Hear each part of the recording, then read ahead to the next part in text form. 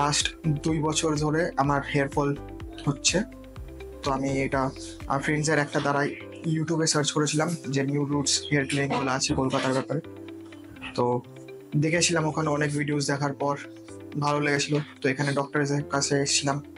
ডক্টরসরা first week একটু দেখলো, treatment করলো, তারপরে অনেক কিছু দেখার পর বোঝার পর ট্রিটমেন্টের করলো, যেরকম ট্রান্সপ্ল্যান্টের ব্যাপারে বোঝালো, পিআরপির ব্যাপারে। তো ট্রান্সপ্ল্যান্ট করানোর পর অনেক ভালো লাগলো। এখানকার ডক্টর স্টাফ বহুত হেল্পফুল, অনেক হেল্প করেছে, প্লাস এখনো অবধি হেল্প করে যাচ্ছে।